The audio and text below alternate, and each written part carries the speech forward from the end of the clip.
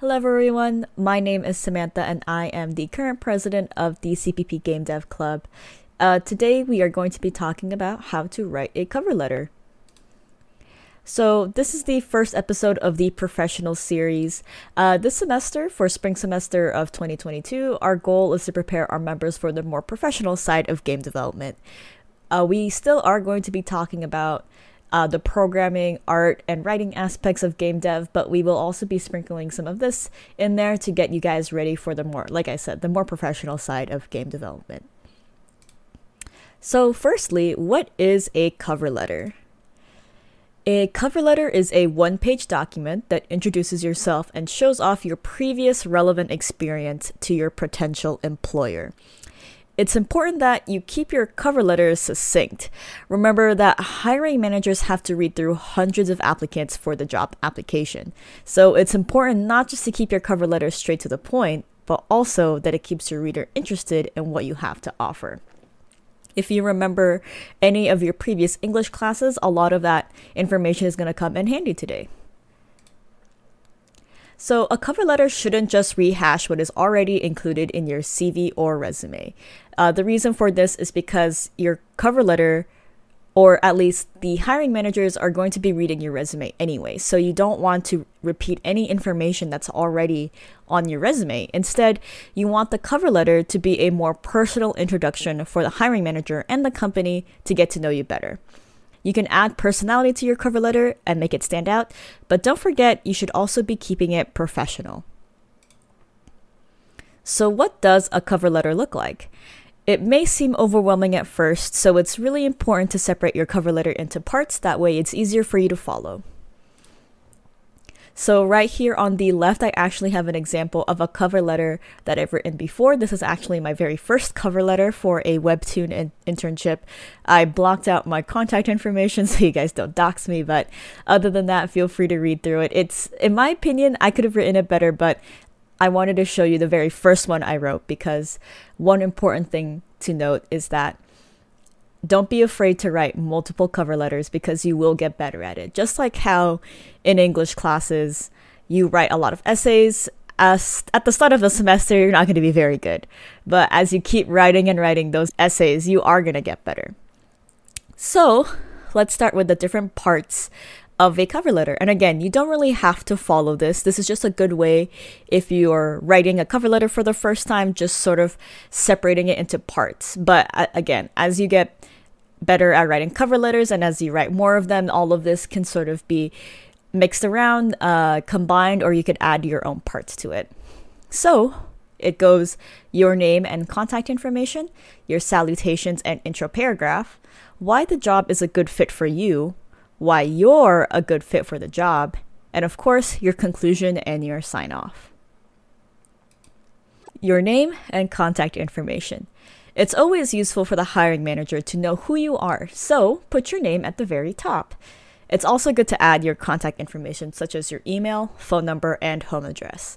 I do have it right here, right where that arrow is pointing, but again, I covered up the information so that I don't accidentally share my information on the internet. The reason why you add your contact information is so that the company can contact you if they have any questions about your application or if they're interested in employing you. Secondly, you have the salutations and intro paragraph. When opening your letter, it's a good idea to include the actual name of the company's hiring manager. In this example, I unfortunately couldn't find the actual name of the hiring manager. A lot of names came up, and while it is a good idea to include the actual name of the hiring manager, if you can't find it or if multiple names are coming up, it's okay to just add hiring manager. It would be more embarrassing to include the wrong name than for you to just not include their name at all. So that's something that I learned. Also, in your intro paragraph, you should state what position you're applying for, and if you're a student, like a lot of us are, where and what you're currently studying. So in my case, I said that I'm studying at Cal Poly Pomona for computer science, and then also what career path I'm interested in taking. Number 3, why the job is a good fit for you. Now, paragraphs 3 and 4 are interchangeable, but in short, it's a good chance for you to tell your story and share your experiences. So don't feel embarrassed to add any kind of anecdote or add any sort of personal experience, because again, you want to make this cover letter personal so that whoever is reading it doesn't think it's too generic and doesn't get bored when reading it. So in this case, if applicable, explain how you got to know the company or how your interests mean that the job is best for you. I don't really have it on this one, but on other cover letters, like for ones I've written for Riot Games internships, I talked about how I got introduced to Riot Games. That's always a good idea, especially if you are closely related to the company or if the company is a big part of your life or your experiences or what you choose to do in life. For example, like how Riot Games is for me. It's always a good idea to show that off so that the company knows that you are a dedicated member of their community. Part 4. So again, like I was saying, it's just don't paragraphs 3 and 4 are interchangeable. Just share your story and your experience. So in this case, if applicable, go ahead and explain your experiences both in education and professional that mean that you are a good fit for the job. So that includes adding any information about your current major, and how that could apply to your employment. It could also be any sort of clubs you're involved with or any projects that you've worked on. And don't forget, of course, if you've had any previous internships or worked with previous companies, don't forget to add that information there as well.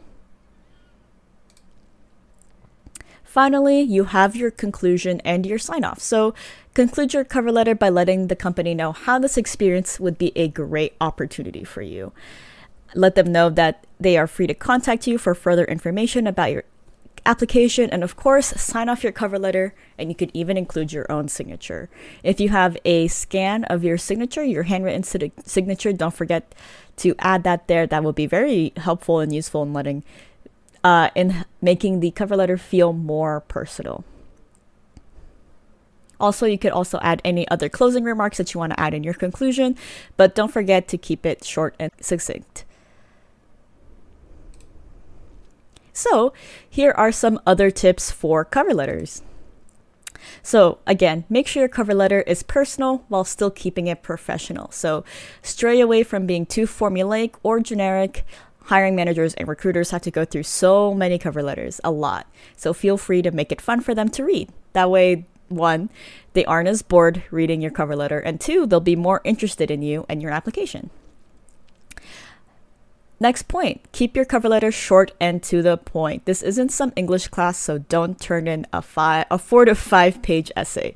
So try to keep your letter within 250 to 400 words. Again, like we mentioned previously, hiring managers and recruiters have to read so many of these. And if you give them a 4 to 5 page essay and they see how long it is, they honestly might just skip you. I mean, if you had to read through 300 applicants, I would probably do that if I saw a cover letter that long. So don't forget to keep it short and to the point. Next point, don't be afraid to brag about your experiences. A lot of people feel like they need to be humble when writing cover letters or writing resumes. This is not the case. Make sure you really tell the hiring managers and recruiters all about your experiences, all about your interests, anything that would basically make you look like a good candidate for their company. Also, a lot of people think that honesty is a good idea.